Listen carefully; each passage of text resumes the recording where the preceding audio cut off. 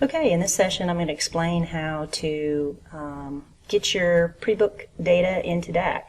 So at this point you should have downloaded it from the CDR's Altria API site, moved it to your DAC server, and once the file, the CSV file, is in the CV1com folder, you'll be able to open up DAC, log on, and then you're going to go to the 10 Other Functions menu. So once you go to 10,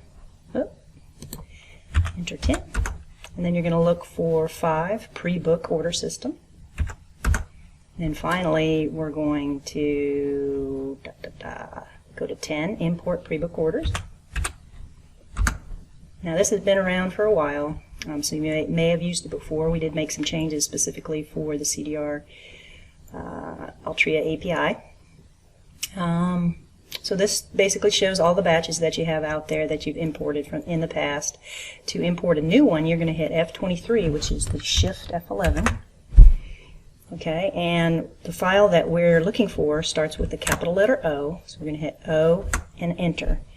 And then we're going to find the file that we want to import. In this case, we're going to import 218, I believe. Put an X next to the one we want to import and hit enter. It says, what import format do you want? We always want to use A for API. And it basically checked the file and let us know that we have some customer and item numbers that weren't found.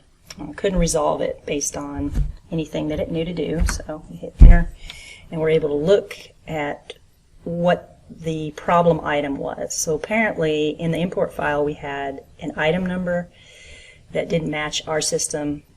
So what we can do is, it also tried to resolve it based on UPC code, which it couldn't find a matching UPC. So what we're going to do is we're going to try to resolve the item ourselves. We could either type the item number in directly here, the 6-digit item number, or we can use an X or a question mark to search for it. So in my case, I'm going to use an X so I can search by the description. In this case, again, it tried to find something with the matching UPC and description and couldn't find anything. So let's just delete part of this and hit enter to see what we have in our system.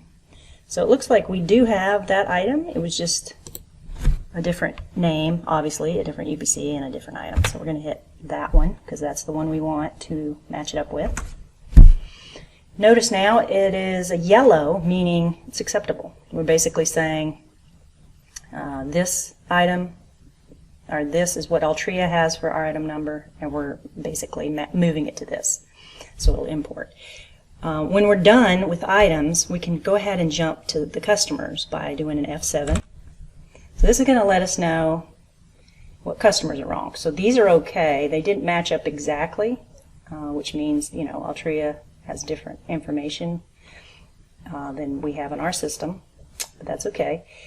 We just want to, you know, check to make sure that that does look correct. Now this one here, it couldn't find it at all. So if I know that item number, I'm just going to go ahead and enter it in, customer number, sorry, I'm just going to go ahead and enter it in there, but I don't know the exact number, so I'm just going to hit select. And Ocean Springs is what I'm looking for, so I'm just going to delete the rest of this, obviously. And hit enter, and there it is. So click X. Now once you do this the first time, you won't have to do it again. It's going to basically keep track of what you mapped. So until things get resolved on the other side, you know, we'll have this mapping in place to where you only have to do this once. So we're looking for circle food, hit X, circle food, no, that's not right.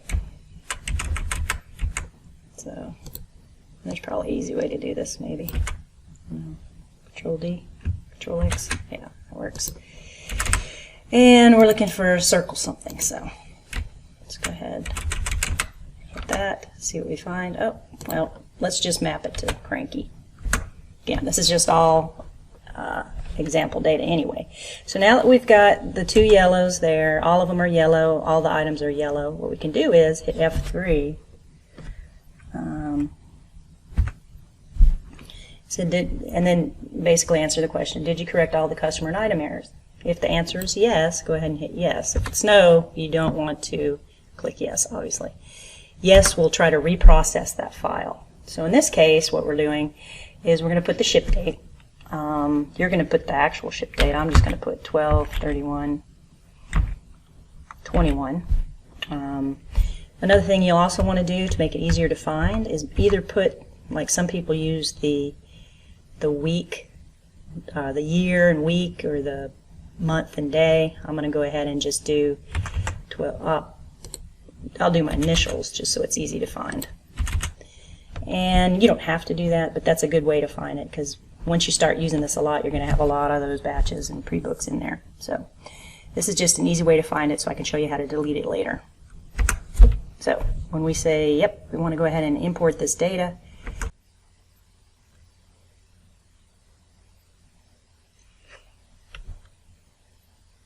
okay, so here it takes us to the screen letting us know that that it was created and that 3 orders were created. So we should have 3 pre-book orders out there. So let's go ahead and F3 to get out of that screen.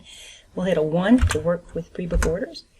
And we do see those 3 that we have, that we had imported. So 3 orders imported. Obviously you can do what you normally would do with orders at this point. You could probably view it, let's see, to edit it. You did need to edit it just to make sure that things looked okay. You can see here that that was the item that was imported. There's the ship date that we had. Also too, I mean, obviously if you have a lot more pre-book orders out here, you could search by what you entered for those codes, which is the whole reason we did that. Or you could search by ship date. So again, this is how you would get your pre-book orders into DAC. If you do have any questions with anything that I've shown through this training series, just contact support@cdrsoftware.com, and have a good day.